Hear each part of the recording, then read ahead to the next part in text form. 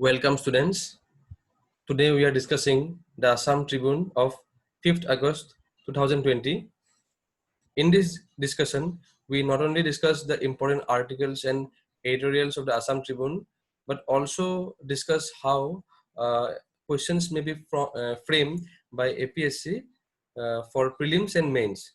So students, let us begin. At Civil Services Achievers Point, we have a few courses going on. Students may join these courses for your preparation. So students, let us begin. These are the important topics which we will discuss from the news articles, and we will discuss the editorial, important editorials. The first topic which we are discussing is dedicated DD Assam channel launched. Now this topic will come under the General Studies on Assam, Economic Development and Technology. Under Economic Development, it will come under Infrastructure, and Technology topic, it will come under ICT, that is Information and Computer Technology. So the background is Union Minister for Information and Broadcasting, Prakash Javadekar, today launched Doordarshan Assam, a 24-hour dedicated channel for the state via video conferencing from New Delhi. Speaking on the occasion, Javadekar said, "The channel is a gift to people of Assam, and this channel will cater to all sections of the population of Assam and will dedicated DD Assam channel launched be immensely popular." The minister said it is important that all states have their own Doordarshan channels. The channels of other states are available on DD Free Dish. Reiterating Prime Minister Narendra Modi's vision of turning Northeast into India's growth engine, Javadekar said that the region has immense natural and human resource potential, and the connectivity has been improving steadily. The Doordarshan channel in Assam is part of a never before focus on Northeast India under the current government. Governor Professor Jagdish Mukhi, while addressing the occasion, said that it was a happy moment for Assam because the public broadcaster is adding a feather to its kitty with the launch of DD Assam. Chief Minister Sarbananda Sonowal, who also joined the occasion from Assam, said this channel will boost the growth of Assam in all spheres of human activities, while at the same time help perlocate the initiatives and programs of the government to grassroots. That is, the CM of Assam, Sarbananda Sonowal, has said that this channel will boost the growth of Assam in all spheres of human activities. That is, whatever activities at Assam we do, be it economic or farming or handicrafts, our tea industry, so those can be broadcast in the channel. At the same time, important government schemes which will be helpful to the farmers, to the weavers, to the people, to the persons employed in the MSMEs, so they can avail important initiatives and programs launched by the government through this channel. Secretary of Union Ministry of Information and Broadcasting, Amit Khare, stated that DD Assam would contribute in a major way to the educational development of the state like other regional channels. DD Assam will be another milestone in our effort to provide online education in regional languages across states. Now coming to the next important topic, as we know, Pakistan has proposed a new map. Now this topic will come under the General Studies paper 2, International Relations topic. On the eve of the first anniversary of the revocation of the contentious Article 370 and Article 35A, as we know, last year Article 370 and 35A has been scrapped. Pakistan Prime Minister Imran Khan unveiled a new political map which includes the Union Territory of Jammu and Kashmir as part of Pakistan on Tuesday. Khan has decided to present the new political map at the United Nations as well. The Imran Khan cabinet approved the new map in which the complete Jammu and Kashmir is shown integrated with Pakistan. The illegal map shows Jammu and Kashmir as Indian illegally occupied Jammu and Kashmir, disputed territory final status to be decided in line with relevant UNSC, that is United Nations Security Council resolutions. Now in this slide you can see the proposed new map of Pakistan, and you can see that along the border of Rajasthan they have drawn the line straight and claimed the Jammu and Kashmir state of India, or the Jammu and Kashmir Union Territory of India, to be as Pakistan's. The other states of or provinces of Pakistan are also shown. Here it is the Balochistan nearing the Afghanistan and Iran border. Here we have Sindh. Here above Sindh we have Punjab, and on the east side of Punjab there is a province called the Northwest Frontier. So this map is important. Students should have a look at it. This is the most historic day in Pakistan's history, Imran Khan said while addressing a news conference after chairing the meet of federal cabinet which approved the new map today. Khan said that Pakistan has launched a political map which shows the whole Kashmir region, including Indian illegally occupied Jammu and Kashmir, as part of his country's territory. In the press conference, Khan said, "Today is a historic day. We have launched a new political map of Pakistan, which is as per the aspirations of the entire nation as well as the people of Kashmir." He also said the new map is backed by all political parties of the country. This map also opposes the Indian government's illegal act of August 5 last year, the Prime Minister said. The settlement of Kashmir dispute only lies in the UN Security Council resolutions. Pakistan will continue to make efforts for the people of Kashmir, said Khan, adding that the dispute can only be resolved through political means and not military. Now coming to the next topic, father of Indian theatre, Ebrahim Alkazi, dies at the age of 94. Now this topic will come under the General Studies 1 paper, topic culture. Theatre doyen, legendary drama teacher and connoisseur of the arts, Ebrahim Alkazi died on Tuesday after suffering a heart attack, his son said. He was 94. Alkazi, who was the longest serving director of the National School of Drama and mentored generations of actors, produced plays such as Girish Karnad's Tughlaq and Dharamveer Bharati's Andhayug. He is survived by his son Faisal Alkazi and his daughter Amal Alana, both well-known theatre directors. Alkazi, who tutored acting greats such as Nasiruddin Shah and Om Puri, had been unwell for a few days. Tributes poured in for a man who was the NSD director, that is the National School of Drama director, from 1962 to 1977 and was described variously as father of modern Indian theatre and last of the romance. President Ramnath Kovind said his death leaves a void in the world of performing arts. Ebrahim Alkazi, doyen of Indian theatre, mentored and inspired generations of artists. A Padma Vibhushan recipient, his legacy will live on. My condolences to his family, students and art lovers, the president said. Prime Minister Narendra Modi expressed sadness at Alkazi's demise. His contributions to the world of art and culture are noteworthy. Saddened by his demise, my thoughts are with his family and friends. May his soul rest in peace, said Modi. The film and theatre industry also mourned the death of the man who strode like the proverbial colossus across the stage.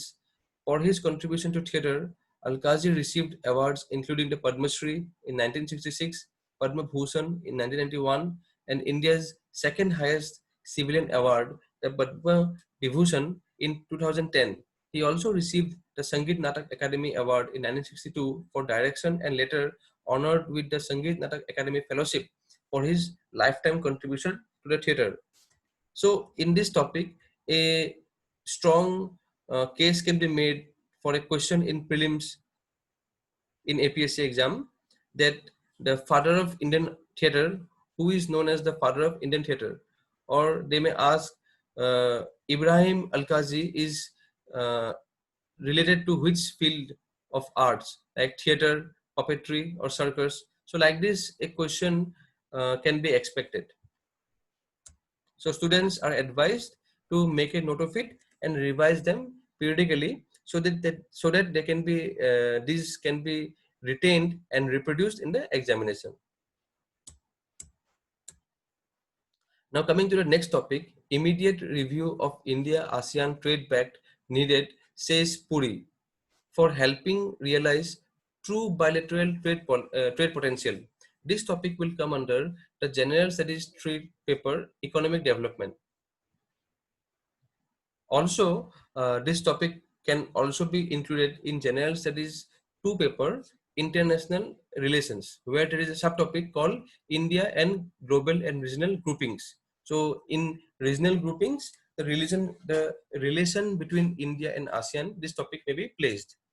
So as students can see, a single topic can be introspected and understood and studied under different subtopics of different papers. So students should study as this way, and in my video analysis also I discuss these points with the students so that they may recall it in the examination hall and make their answers more multi-dimensional, so the answer may be improved in that way.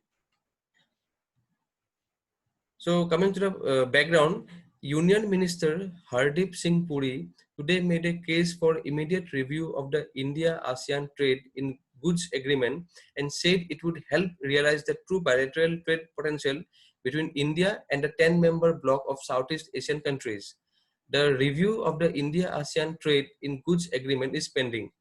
An immediate review of the agreement and the effective utilization of the ASEAN-India Free Trade Agreement will contribute to the realization of our 2020 trade target of 200 billion US dollar set by both parties, the Minister of State for Commerce and Industry said. The minister added that he believes the FTA review will provide the partners the opportunity to further unlock potential. FTA means Free Trade Agreement. The proposed scope of the review of the free trade agreement between India and ASEAN could include issues like customs procedures, further liberalization of trade in goods and exchange of data. Parliament was informed in November last year. The ASEAN-India Trade in Goods Agreement was signed on August 13, 2009 and came into force on January 1, 2010.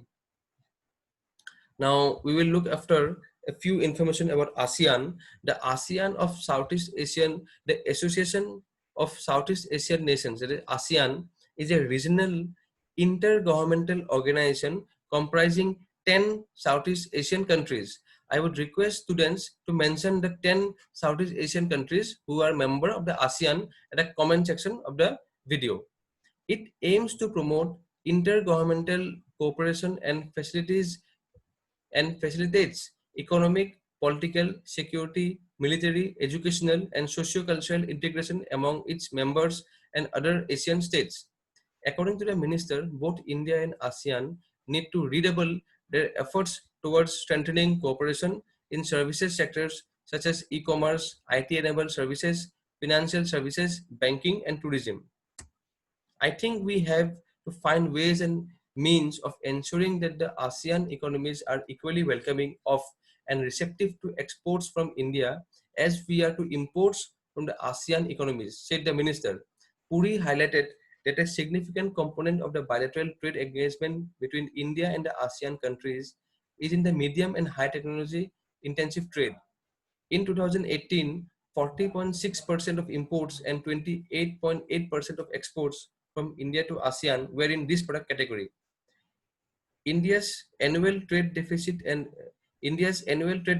ASEAN is close to 24 billion US dollars.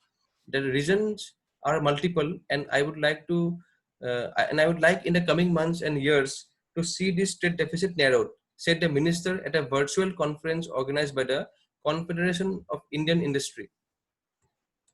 So these points are important regarding the ASEAN because any question may come in prelims and the options may be given here. Also, these points should also be noted down and revised so that If any question comes between India-ASEAN relations in mains, these points can be added. Puri pointed out that there is a range of non-tariff barriers, import regulations, quotas and export taxes. Expressing confidence that India and the ASEAN region will emerge much stronger by overcoming challenges posed by the COVID-19 pandemic, the minister said we need to prepare for the fact that this may not be the last public health emergency faced by us. Noting that we must brace ourselves for a situation that further pandemics may come, the minister said we should make sure to learn lessons from the ongoing pandemic, which will stand us in good state in the years to come. Now coming to the next topic, farm sector to cushion COVID-19 impact on economy, report says. Now this topic will come under the general studies 3. It will come under two topics. One is the economic development and the another is biodiversity and environment. As I have already discussed, that a single topic may come under different topics of different papers. So students should make it a note while studying. The worst seems to be over and the agriculture sector will provide a cushion for the coronavirus hit economy this fiscal as there are prospects of good monsoon, the finance ministry said in a report today. India is well on the path of recovery from a trough in April, ably supported by proactive government and central bank policies. The macroeconomic report for July released by the Economic Affairs Department said, with India unlocking, the worst seems to be over for the country as high frequency indicators recovered in June 2020 from unprecedented troughs in April. However, risks on account of rising COVID-19 cases and intermittent state lockdowns remain, it said. The report further noted that the rise in COVID-19 cases and subsequent intermittent lockdowns make the recovery prospects fragile and call for constant and dynamic monitoring. Pinning hopes on the farm sector, the report said agriculture is set to cushion the shock of the COVID pandemic on the Indian economy in 2020-2021. With the forecast of a normal monsoon at 102% of the long period average LPA, agriculture, which contributes about 15% of the total gross value added, is set to cushion the shock of COVID pandemic on the Indian economy in 2020-21. Timely and proactive exemptions from COVID-induced lockdowns to the sector facilitated uninterrupted harvesting of rabi crops and enhanced sowing of kharif crops. It said adding a record procurement of wheat has enabled a flow of around rupees 75,000 crore to the farmers, which will boost private consumption in rural areas. Now coming to the next topic, Sashidhar Jagdishan to succeed Puri as HDFC Bank CEO, RBI OK's name for appointment. Now this is one important topic. APSC may ask regarding the CEO of HDFC Bank and what is the procedure for appointment of the CEO of banks. What is the role of the RBI? So this topic should be studied and noted down by the student. This topic will come under the General Studies 3 paper, Economic Development. Now, coming to the news, Sashidhar Jagdishan, the strategic agent change at HDFC Bank, will succeed Aditya Puri as the Chief Executive Officer and Managing Director, that is the CEO and MD of the country's largest private sector lender from late October. Now, the HDFC is the country's largest private sector lender. So this point should be noted down. HDFC Bank today said the appointment of Jagdishan has been approved by the Reserve Bank of India for 3 years starting from October 27. Puri has led the bank since its founding more than 25 years ago, and the appointment of that 55-year-old Jagdishan ends one of the most keenly watched successions in the Indian banking space. Under Puri's leadership, HDFC Bank has become the most valued Indian lender by investors with a market cap of over rupees 5.71 lakh crore, majorly due to its ability to keep strong controls over debt assets and delivering healthy profit growth even as the banking system witnessed expert in bad loans. The Reserve Bank approved Jagdishan's name, the first choice for a bank board, in response to three names sent to it late on Monday evening. A board meeting would be convened to ratify the appointment of Jagdishan, the bank said in a of regulatory filing to the stock exchanges. Puri's term ends on October 26.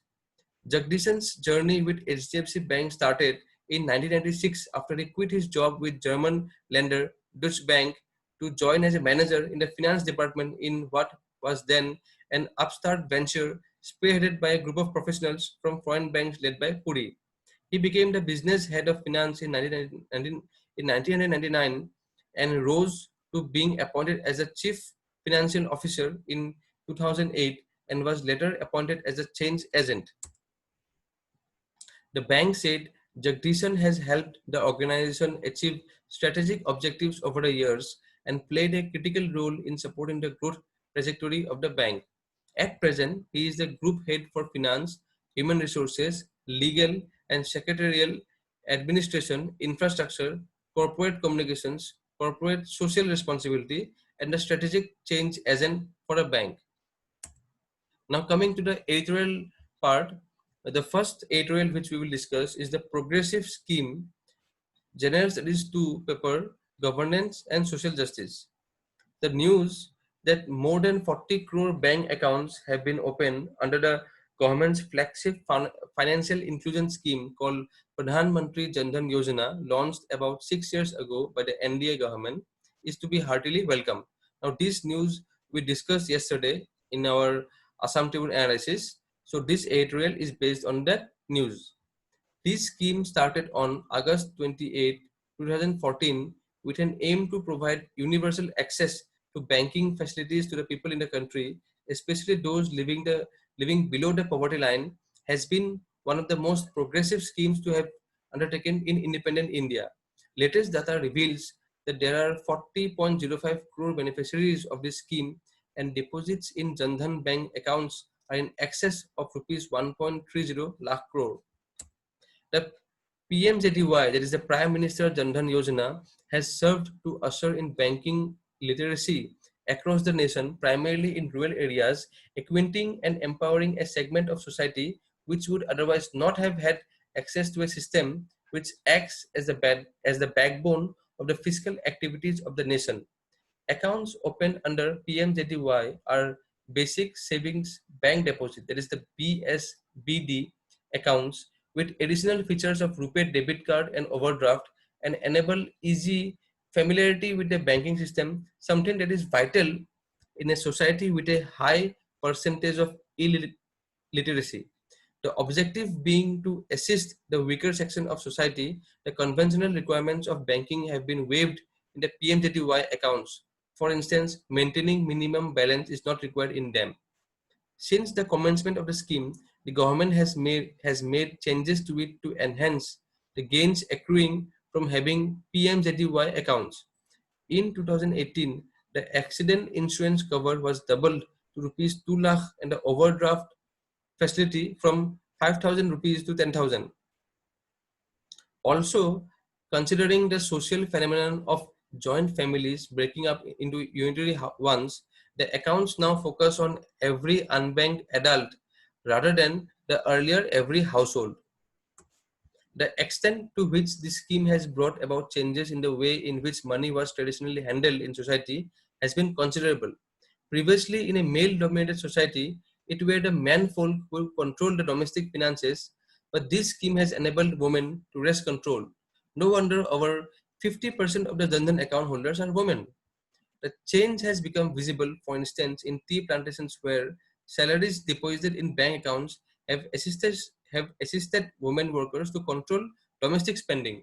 Apart from providing access to banking and need-based credit, remittances facility, insurance and pension to low-income groups, the PMJDY has also assisted the direct benefit transfer scheme of the central government and brought about an end to the middleman syndrome in Indian society.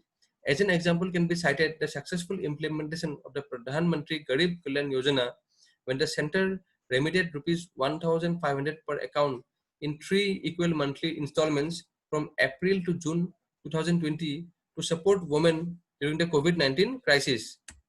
So this topic, this editorial is a good analysis of the scheme of the government scheme for financial inclusion, that is the Pradhan Mantri Jan Dhan Yojana. So in mains, this question may come that give mention the financial inclusion program which government has undertaken and give a brief analysis of it. So this editorial helps us in answering such type of questions.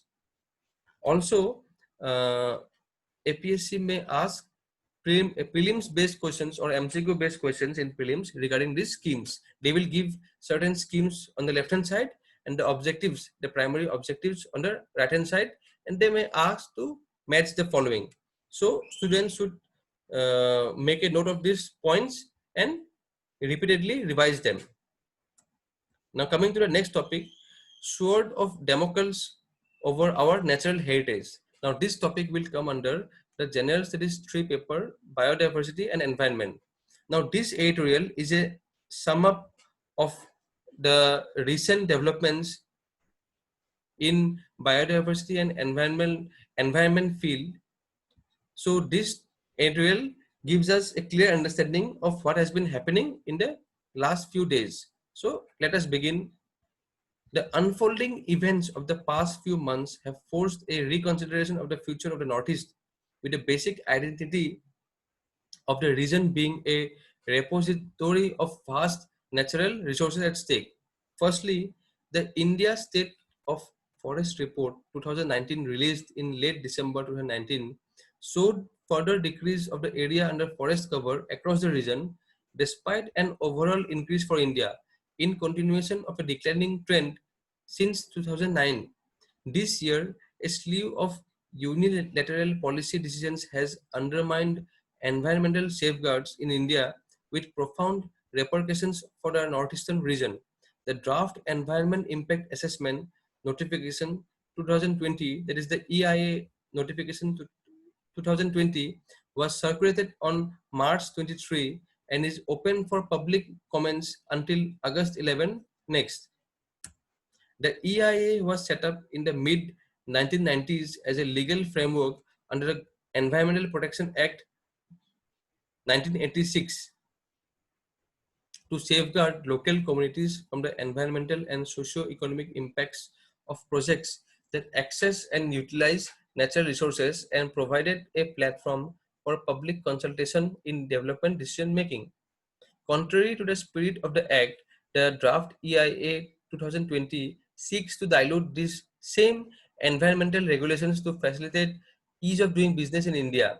The people of Northeast India are proudly connected to the natural world, and the biological diversity is celebrated in their art and music. Culture and traditions are steeped in nature, and local communities have been practicing sustainability for millennia before the word was coined. The draft EIA 2020 hangs like the proverbial sword of Damocles over this natural heritage. We must wake up from our coronavirus induced somnolence and oppose the notification before it is too late. The most controversial component, the editorial further discusses, the most controversial component of the draft EIA 2020 is the proposal to legitimize post facto clearance, thereby paving the road for legalizing projects that violated existing laws and were set up without obtaining the mandatory prior clearance. This clause will reward defaulters for violations of the law of the land rather than impose deterrent punitive action. Expectedly, this is seen as an open invitation for violations and is contradictory to the principles of environmental governance. It will have a profound impact in the northeastern region where encroachment and illegal extraction are rampant. The other key change is the exemption from mandatory public hearings proposed for certain types of new and expansion projects.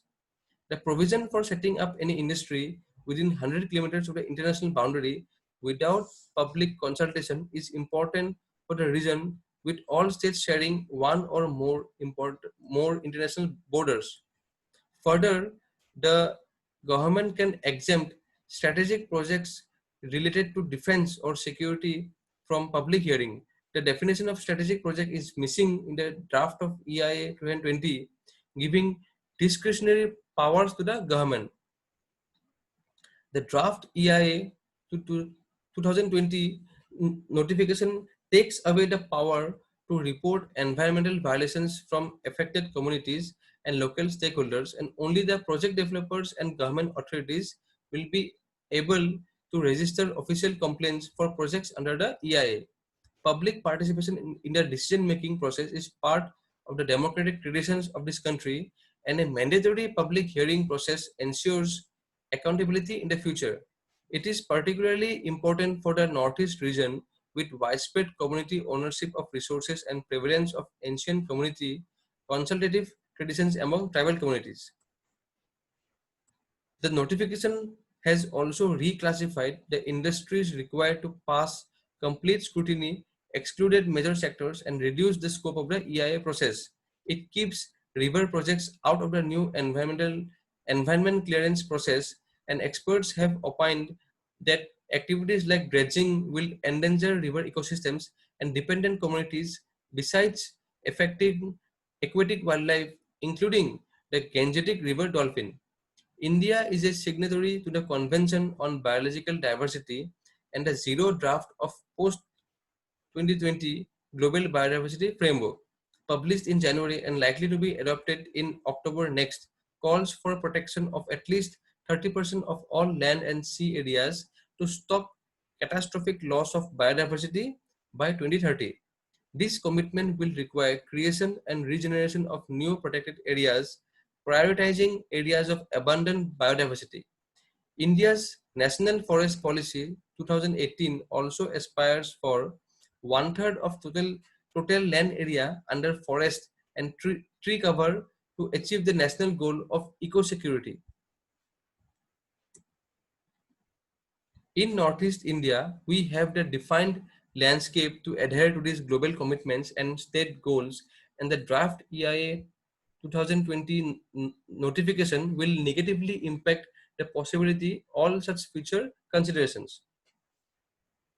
While the debate about dilution of these safeguards was transpiring, the Baghjan blowout and fire happened, and the subsequent predicament of residents exposed the inadequacy of the existing safeguards to protect the rights and livelihoods of the indigenous communities around the oil well. At the same time, a plethora of investigative reports suggest that illegal coal mining is rampant and point out the loopholes in the regulatory system. There are other factors, including the impacts of climate change, that will require vast mitigation efforts comprising of nature-based solutions, including restoration of natural areas. In December 2018, Assam and Mizoram were named as the most vulnerable to climate change among 12 Himalayan states at the 24th Conference of the Parties to the United Nations Framework Convention on Climate Change (COP24) at Katowice, Poland. Last year, the Hindu Kush Himalaya Assessment Report corroborated earlier findings besides providing fresh insights into impacts in the Eastern Himalayan region. So these points candidates may note down, and they may quote these points as these are from reports and assessment reports and from various conventions on climate change. So these points can be noted and mentioned in our answers in mains. The predicted loss of over a third of extant glaciers by 2100 is compounded by the fact that average temperatures in the region have already increased by 1.3 degrees Celsius, and projections that 40% of the glaciers in the Tibetan plateau could disappear by 2050. There will be implications on the overall water, energy, and food security of our Northeast region, and the easing of environmental regulations will exacerbate or increase these conditions and hamper the resilience of affected regions. The first ever climate change assessment for India, published last month, has also presented a grim analysis of observed changes and future projections of warming impacts including a precipitation changes, temperature rise, droughts, sea level rise, and extreme weather events. The Northeast is already affected by floods, erosion, landslides, loss of livelihoods, biodiversity loss, and a history of conflicts. India's move to dilute existing environmental laws is contrary to the prevalent global narrative of strengthening natural defenses. Considering these vulnerabilities, the draft EIA 2020 notification is an existential threat to the socio-economic and ecological stability of the entire northeastern region. So, students, this article discusses the drawbacks of the EIA notification recently published by government. So students should make a note of the important points and they may mention them in the drawbacks part of our answers if any question is asked regarding this topic in mains. So with the discussion of this analysis, we have come to an end. Students, the important topics have been discussed. Also, how APSC may frame questions with respect to prelims and mains are also discussed. I hope this session was helpful. Students, please make a note of these topics and revise them to help you in maximum retention in examination hall. Also, you may check out the important courses we are offering at Civil Services Achievers Point. We have the offline regular class, the online live classes. We have the mock interview. We are also coming up with optional class, ethics class, and CSAT, that is the aptitude paper class. We have certain free initiatives, that is the daily Assam Tribune analysis video, weekly most important MCQs discussion video, and answer writing skill development program for APSC and UPSC mains. So with these students, I am ending this video. So take care and keep studying. Thank you.